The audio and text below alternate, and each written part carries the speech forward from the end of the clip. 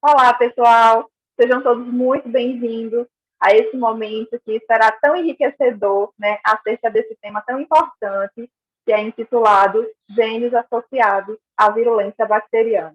Eu sou Jaqueline Albuquerque, agradeço a atenção e a participação de todos vocês desde já e o convite, né, que foi realizado para estar aqui hoje abordando esse tema que tanto me fascina. Então, antes que possamos iniciar, gostaria de trazer aqui para vocês uma breve descrição da minha trajetória acadêmica, né? Eu sou formada em Ciências Biológicas pela Universidade Federal Rural de Pernambuco, tenho mestrado no programa de Ciência Animal Tropical, também da Universidade Federal Rural de Pernambuco, na área de microbiologia, tá? Esse meu trabalho de mestrado foi feito em parceria com o Centro de Pesquisas AG Magalhães, na Federal. Tenho um doutorado, né, em biotecnologia pela Rede Nordeste de Biotecnologia, Renorbio, com a realização de doutorado de sanduíche na Universidade de Cambridge, na Inglaterra. Além disso, realizei a minha formação pedagógica na Universidade Federal do Vale do São Francisco e, mais recentemente, concluí a minha pós-graduação em diagnóstico laboratorial e análises clínicas. É um prazer, é uma satisfação imensa, né, estar aqui hoje. Gostaria de reforçar para que possamos juntos abordar, né, esse tema. Mas para que possamos, de fato, né, adentrar, né, nesse mundo da virulência bacteriana, eu gostaria de relembrar junto com vocês alguns conceitos, né, muito importantes acerca das características gerais da célula bacteriana. Então, vamos lá? Aqui nesse slide, nós temos uma figura que ilustra as diferentes morfologias encontradas, né, nas bactérias, tá certo? Então, existem três formas principais, que seriam os cocos, que possuem a forma esférica, os bacilos, tá? Que são os em formato de bastonete, certo? Que é cuja ilustração está sendo representada aqui hoje. Temos ainda a forma espiralada, em forma de espiral, literalmente, tá certo? Então, são esses três principais grupos de forma, morfologia bacteriana. Aqui nessa imagem, nós podemos ver uma ilustração representando os principais constituintes celulares das bactérias. Em vermelho, nós temos os constituintes que são comuns a todas as bactérias. Então, quais seriam eles? Né? O citoplasma, tá certo? No meio interno. A membrana plasmática delimitando esse citoplasma, tá certo? Esse conteúdo interno. A gente tem ainda o material genético, o DNA bacteriano, que é chamado também de nucleóide, que geralmente encontra-se disperso, né? Uma organização, um envoltório em torno dele, como ocorre nos eucariotos, certo? Além disso, nós temos a participação e a presença dos ribossomos, né? Que são as únicas organelas citoplasmáticas presentes nas bactérias, cuja função é justamente a síntese proteica, tá certo? Além dessas características, dessas estruturas, as bactérias possuem outras estruturas também, algumas espécies, né, em particular. Então, a gente tem a presença de inclusão, a gente tem a presença da parede celular e a cápsula, né, que é um envoltório externo, tá certo? Polissacarídico. A gente pode ter a presença de fímbrias, tá certo? Que são esses pelos curtos que ficam, né, em torno da bactéria. E flagelos, que vão resultar na motilidade dessa bactéria. Então, existem espécies bacterianas móveis, que têm motilidade, e outras não. Tá certo? Então, essas seriam as principais estruturas, né, presentes nas bactérias. Para finalizar, nós temos ainda a molécula de plasmídia. Iremos detalhar e abordar um pouco mais lá na frente, tá ok? Que nada mais é do que também um constituinte genético, tá certo? Do DNA bacteriano, que é extracromossomal, tá? Então, vamos dar sequência com a genética bacteriana. Então, vamos revisar agora alguns conceitos bem importantes, né, para que possa nos dar base para abordarmos, então, especificamente a virulência bacteriana. Pessoal, dentro da bactéria, nós acabamos de ver uma ilustração em que é possível verificar a presença do DNA cromossomal e, talvez, né, eventualmente, a presença do DNA extracromossomal. O DNA cromossomal ele vai ser constituído por sequências genéticas que são imprescindíveis para a manutenção, né, crescimento e desenvolvimento desse micro-organismo, certo? E aí a gente tem a sua localização no meio interno da bactéria, né, disperso no citoplasma. Essa cadeia de DNA é de fita dupla, tá certo? E o formato geralmente circular, tá? Em relação ao DNA extra, ou seja, é um plus, é um a mais, extra cromossomal, que não faz parte do cromossomo, mas pode estar presente, e nós temos o plasmídio, né? E esse plasmídio, o que seria? Esse plasmídio, ele é muito importante e ele está diretamente associado com o tema que iremos abordar hoje aqui, tá certo? Que ele vai trazer para essas bactérias funções extras, tá? Que vão torná-la mais forte, mais resistente e mais patogênica. Então, a gente vai atuar um pouco, né, trabalhando em torno desse plasmídio, tá certo? Então, para que possamos dar sequência, é importante relembrar, né, outros dois processos que ocorrem a nível genético na célula bacteriana. Então, a molécula de dupla fita de DNA, ela vai ser, né, transcrita, ou seja, copiada em uma sequência de RNA mensageiro, tá? E essa molécula de RNA mensageiro, por sua vez, será traduzida, ou seja, codificada, tá? Para a tradução em proteínas, tá? Com uma determinada função específica, tá? Então, existem esses dois processos, a transcrição e a tradução. Não necessariamente uma bactéria, por ter, né, uma sequência genética para uma determinada proteína, necessariamente será expressa. Então, isso vai depender, isso vai variar com fatores ambientais, né, multifatorial, e por esses eventos intitulados de transcrição e tradução. Então, no que teremos aí versando o dogma central da biologia molecular. O dogma central é justamente isso que acabamos de aprender no slide anterior. A molécula de DNA, por sua vez, vai ser lida, né, transcrita numa molécula de RNA mensageiro, que por sua vez vai ser traduzida em uma proteína que terá uma função específica.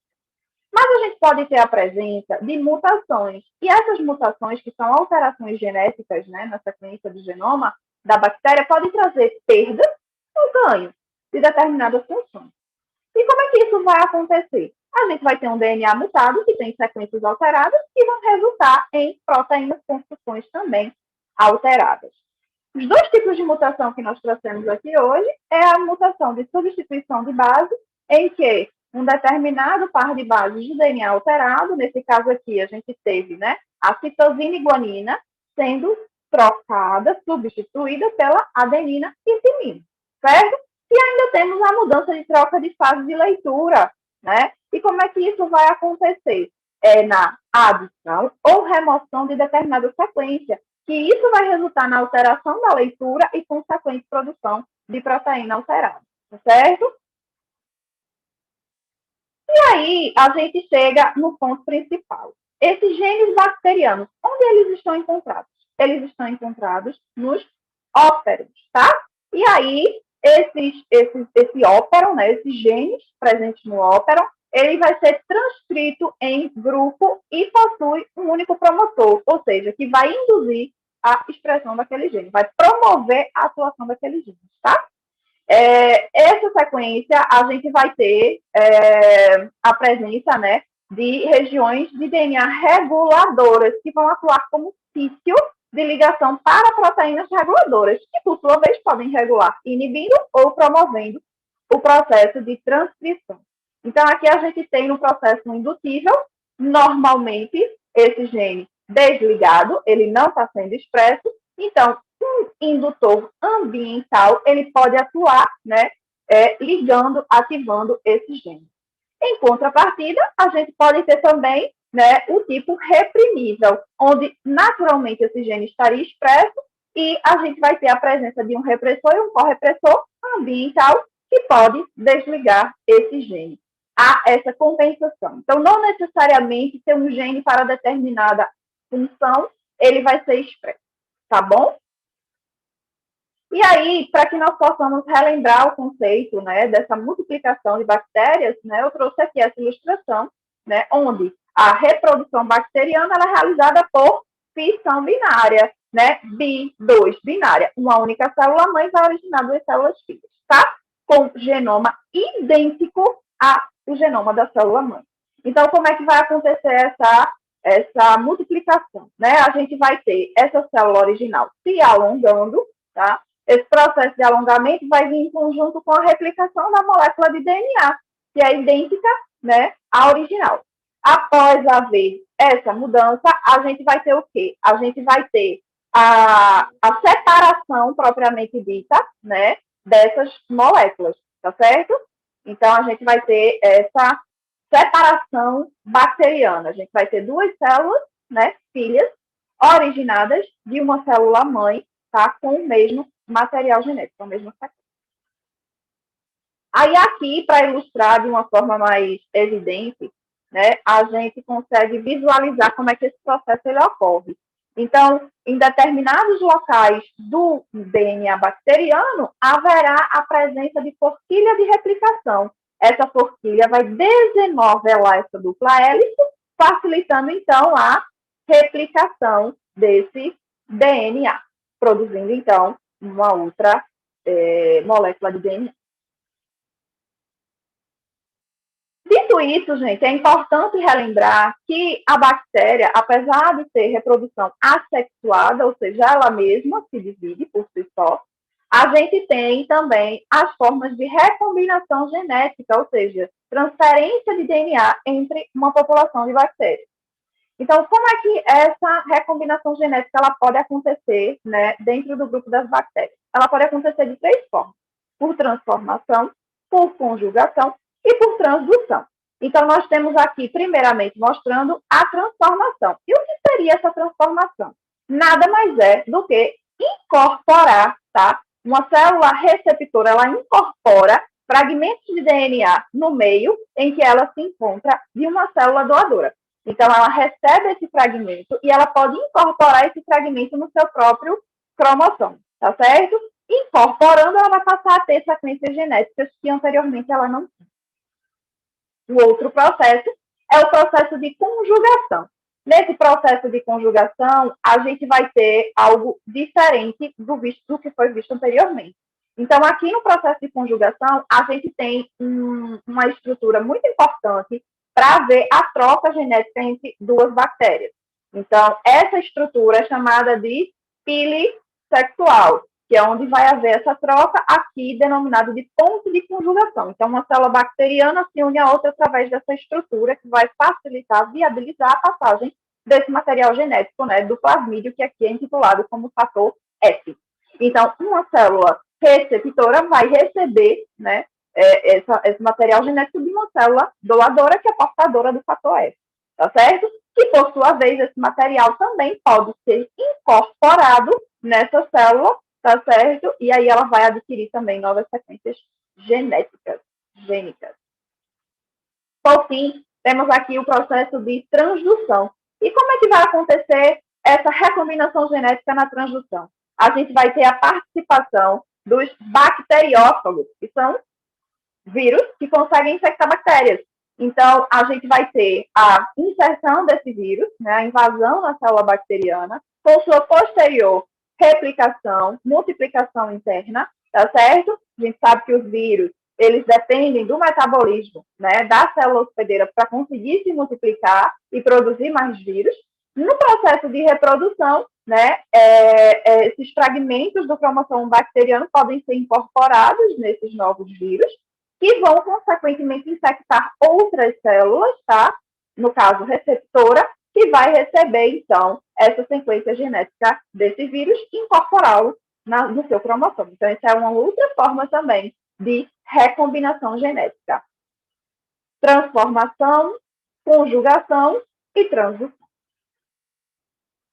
No contexto geral, nós temos aqui, né, na tela, apresentando o que é que pode haver na presença desse material genético. Então, o DNA, ele pode ser expresso? Pode. Não necessariamente ele será, mas se há o gene, há a possibilidade de expressão desse gene, resultando na tradução em proteínas, tá certo? A gente vai ter ainda o processo de recombinação genética, em que essas bactérias podem trocar genes, né, sequências genéticas, de forma horizontal, com uma população bacteriana da mesma geração, tá certo? Então, esse material ele vai ser incorporado de uma bactéria que anteriormente não tinha aquele gene, ela passa a tê-lo, tá certo? E há replicação, né? Esse processo de replicação, a gente vai ter a informação genética sendo passada para as células filhas de forma idêntica. Então, o mesmo material genético da célula mãe vai ser passado para as células filhas. Por fim, para que nós possamos concluir essa parte da genética bacteriana, essa breve revisão, a gente trouxe aqui a replicação de plasmídios. Lembram que plasmídios são aquelas moléculas pequenas de DNA circular que podem trazer, né, para a bactéria funções extras e que pode caracterizar e estar diretamente associado com fatores de virulência, tá certo? Que nós vamos tratar logo mais.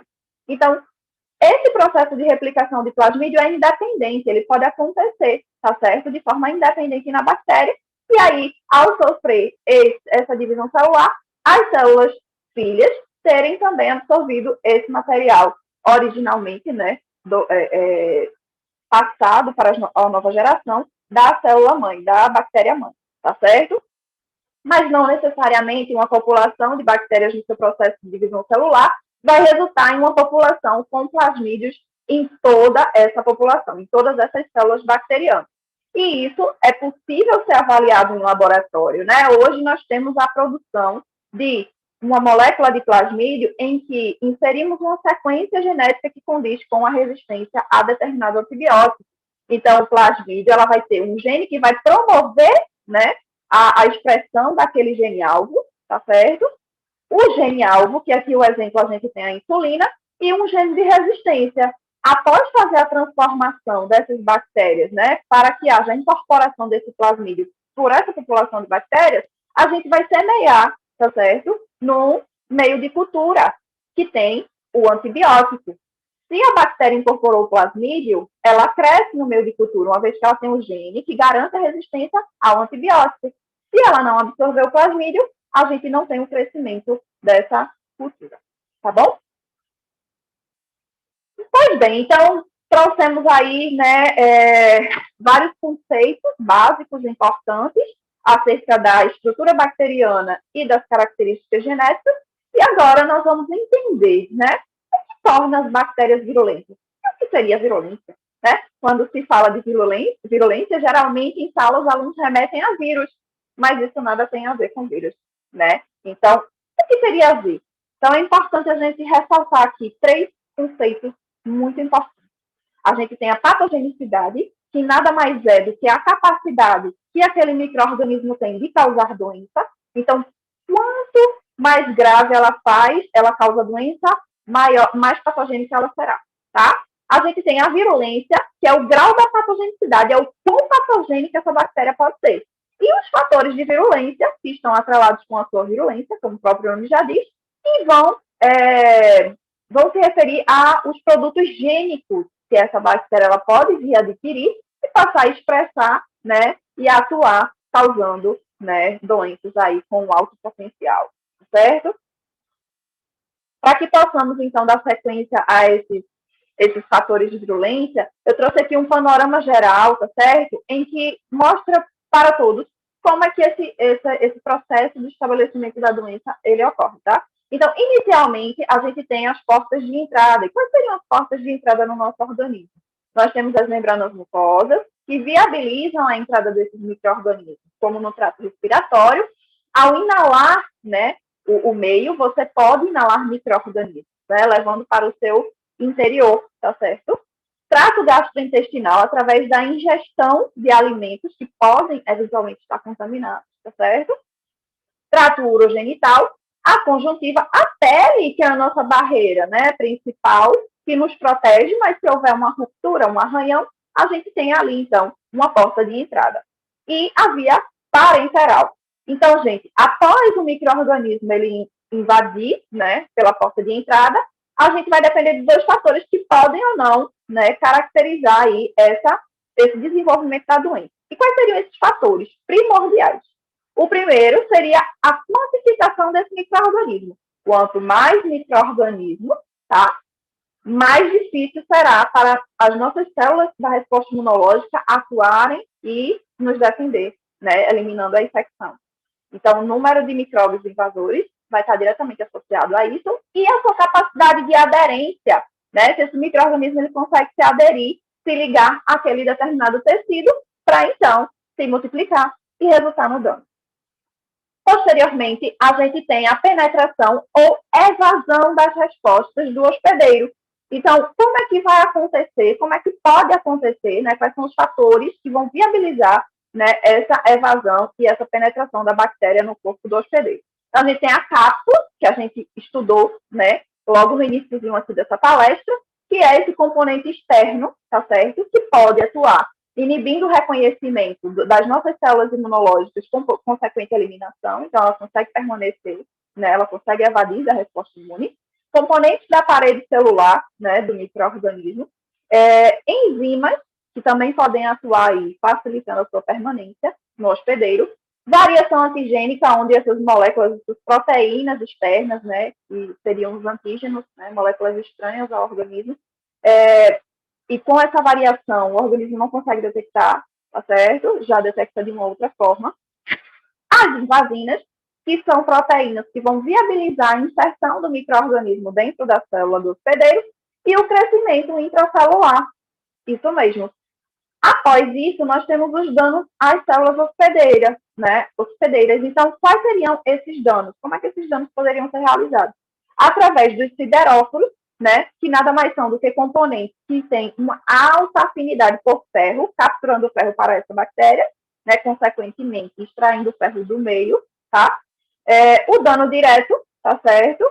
Toxinas, como as exotoxinas e endotoxinas, que também são tóxicas para o organismo, a conversão isogênica e os efeitos fitopáticos. Por fim, a gente tem as portas de saída, que geralmente são as mesmas, né, da porta de entrada. São as membranas mucosas, a pele e a via parenteral, tá bom? Bom, aqui nós temos uma característica de extrema importância quando tratamos da genética bacteriana, né, associada à virulência. Então, o que é que a gente vai abordar nessas ilhas de patogenicidade? O que seriam essas ilhas de patogenicidade?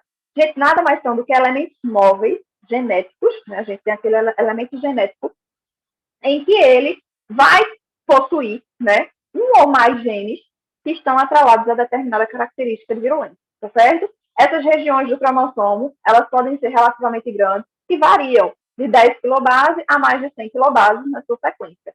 E esses genes eles vão codificar quais características, né, de virulência. Então, a gente pode ter os fatores de adesão, que a gente vai trabalhar logo mais, os sideróforos, como já foi dito anteriormente, que tem um componente de alta afinidade pelo ferro, exotoxinas, as invasinas, que vão viabilizar a entrada desse microorganismo na célula, sua permanência no meio intracelular, e o sistema de secreção, né? Então, a gente tem esses principais fatores de virulência que serão abordados agora.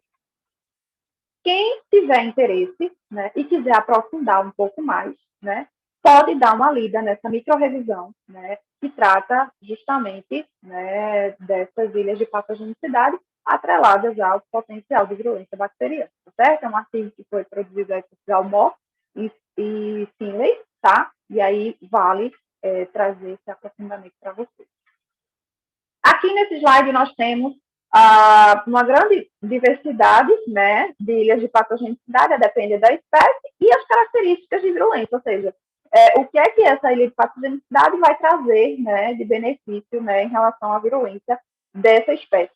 Então, como exemplo, né, a gente tem aqui a Yersinia pestis, tá, que possui essa ilha de patogenicidade, que vai estar diretamente associada com a produção, a presença de genes que aumentam a captação de ferro, ou seja, que vai viabilizar a permanência, né, desse micro-organismo naquele local, tá certo? A gente tem ainda várias outras aqui, né, como, por exemplo, a Salmonella typhimurium na ilha de patogenicidade 1, que essa ilha de patogenicidade vai condizer com genes que vão viabilizar a invasão e a destruição das células hospedeiras, e também o desequilíbrio eletrolítico resultando nas fezes aquosas, né, de diarreia, tá certo?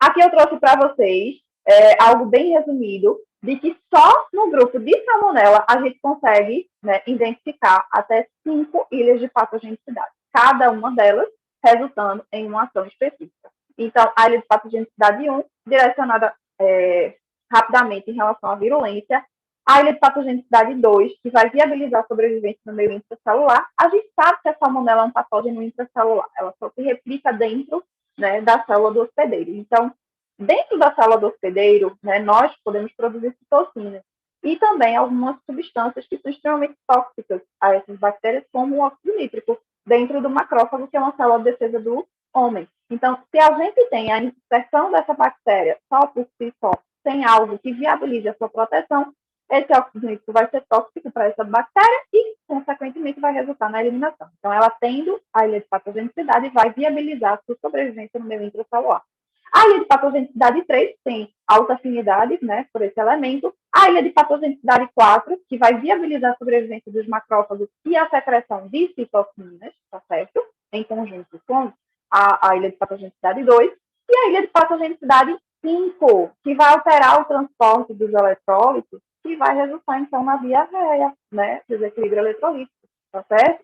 Além de viabilizar a sinalização de citocinas, tá certo? Isso aqui, gente, é apenas relacionado ao gênero Salmonella. Agora, vocês imaginem a grande variedade de bactérias patogênicas que nós temos, né? E que cada gênero vai ter a sua especificidade. Bom, em relação à adesina, né, ao fator de virulência que resulta na adesão. O que seria essa adesão? Nada mais é do que a capacidade da bactéria produzir essas proteínas chamadas de adesinas que conseguem, né, através de um receptor ligante, se aderir no tecido e ali causar o dano, tá certo? E a sua replicação, ela conseguir se estabelecer.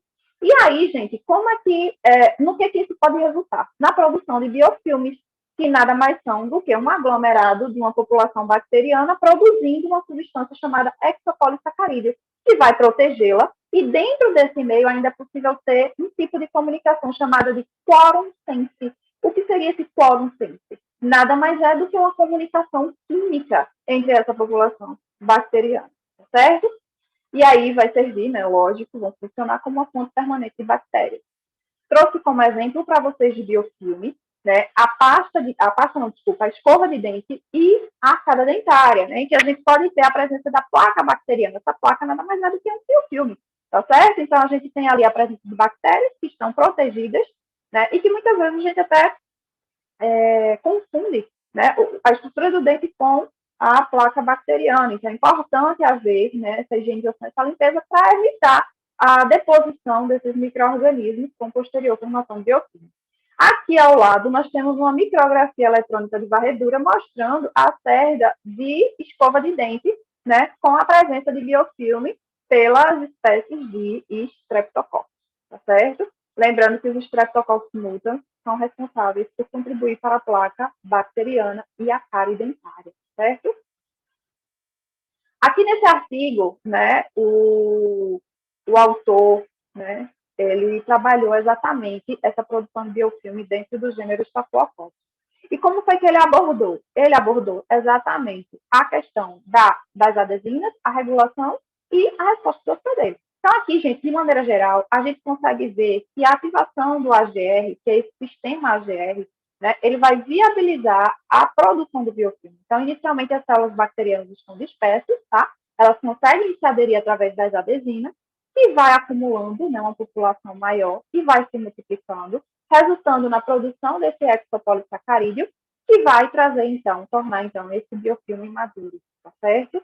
Então, esse trabalho, ele mostra para a gente que a ativação desse sistema AGR é imprescindível para que haja, então, a produção dessas substâncias que vão corroborar com a produção de biofilme.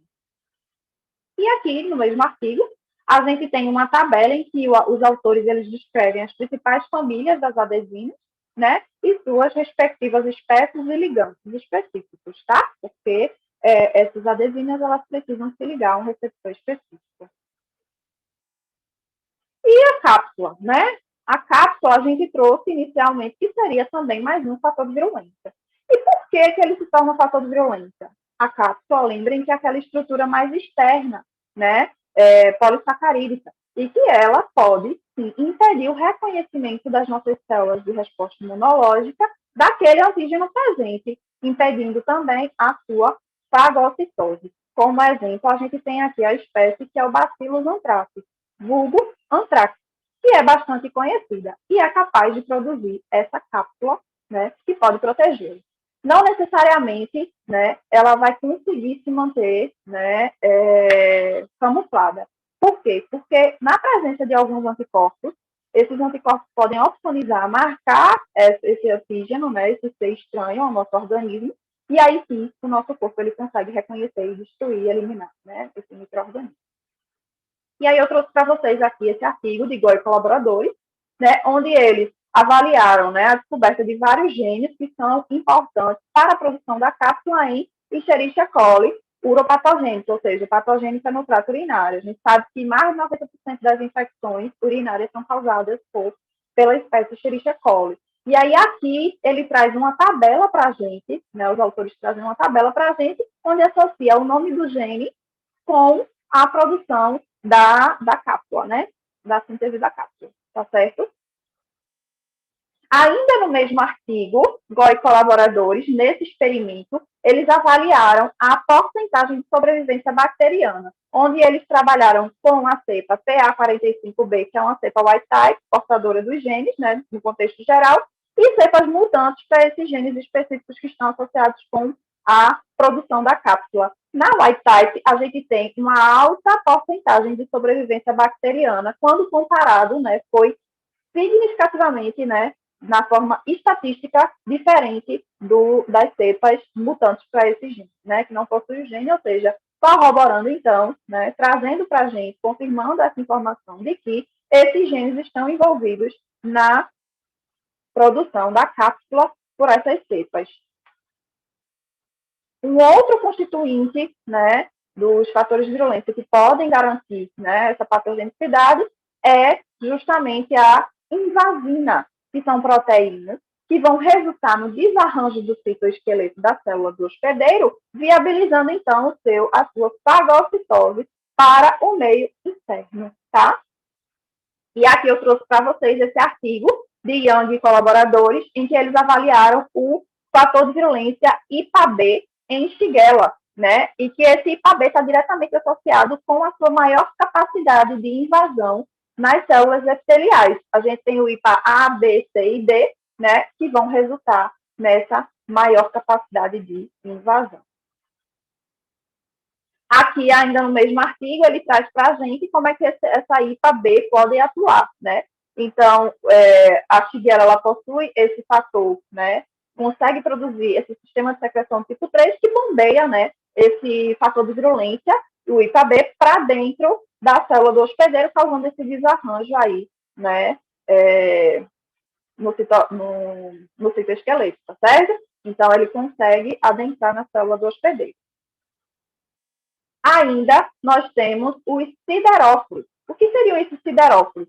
Nada mais são do que, como dito anteriormente, componentes de baixo peso molecular que têm alta afinidade por ferro e consegue atrair o ferro presente naquele ambiente, né, para que esse micro-organismo ele consiga se nutrir, se manter e proliferar, né, produzir ainda mais células, né, nessa população bacteriana. Aqui eu trouxe esse artigo realizado por Dale e colaboradores, em que eles avaliaram a biossíntese de vários siderófilos no papel na virulência de Staphylococcus aureus, né? Então eles caracterizaram esses genes. E esses genes eles estão localizados nesse operon SBN, tá certo? E que tem vários tipos de proteínas que podem ser produzidas e que estão associadas com seu papel na biossíntese do siderófilo. Outros fatores de virulência, né, incluem as enzimas. Existem inúmeras enzimas que podem ser produzidas pelos micro-organismos a depender das espécies, tá, gente? Então, aqui eu trouxe para vocês, devido ao tempo, né, a gente não pode se aprofundar tanto, porque é uma palestra, algo mais curto, algumas das principais, mas existem várias, certo? As coagulases, que estão associadas com a coagulação do fibrinogênio, levando a proteção contra a fagocitose, tá certo? Espécies de Staphylococcus aureus, né, para diferenciá-las de espécies de coagulase negativo, Staphylococcus coagulase negativo, a gente faz o teste da coagulase. As hialuronidases, que hidrolisam o ácido hialurônico, permitindo a dispersão também, né, no sentido de infecção. As sinases, né, que digerem os coágulos formados pelo organismo para isolar uma infecção, então ela consegue se dispersar. E as colagenases, né, a gente sabe que o colágeno é importante no tecido conectivo entre as células, os músculos e os órgãos, e, havendo essa ruptura, a gente vai ter a dispersão desse micro-organismo. Então, aqui, como exemplo, eu trouxe para vocês, né, o teste fenotípico que a gente faz no laboratório, onde a gente consegue verificar a presença da coagulase, dessa enzima. E qual seria o gene envolvido na produção dessa enzima, dessa proteína? É o COA. Não necessariamente fazer uma reação em cadeia da polimerase vai dar teste positivo, e necessariamente o gene está sendo expresso, como a gente já comentou anteriormente. Mas, estando presente o gene e havendo essas positividades, a gente sabe que esse gene ele está literalmente sendo expresso, tá certo? É um teste amplamente utilizado para diferenciação, né, entre a espécie de Staphylococcus aureus e demais espécies coagulase negativas. Ainda, nós temos as toxinas bacterianas, né? Em que podemos dividi-las em exotoxinas e endotoxinas. As exofora, né? Então, são substâncias tóxicas liberadas para fora da célula, tá certo? E aí a gente pode ter, por exemplo, não necessariamente a gente vai ter uma toxinfecção, a presença da bactéria e da toxina. A gente pode ter a eliminação, o processo de cozimento do alimento, a gente pode ter a eliminação da bactéria, mas a presença dessa toxina, que também pode resultar em uma intoxicação alimentar, certo? E a gente tem as endotoxinas, que são componentes, né, constituintes da parede celular da bactéria, como, por exemplo, bactérias gram-negativas, que possuem o lipopolissacarídeo, o LPS, né, que atua de forma tóxica, né, na célula do hospedeiro, tá certo? Então, as endotoxinas, elas são liberadas quando a bactéria morre e ocorre a lise e o rompimento da parede celular. Esse artigo aqui, gente, foi publicado por mim, foi meu trabalho de mestrado, em conjunto com a equipe de pesquisadores do Laboratório de Microbiologia e Imunologia da Universidade Federal Rural de Pernambuco, né, sob a orientação do queridíssimo professor José Vitor. Então, nesse trabalho, nós avaliamos vários genes de virulência, né, voltados para as enterotoxinas estafilocóccicas, e o gene de resistência à meticilina, o MECA.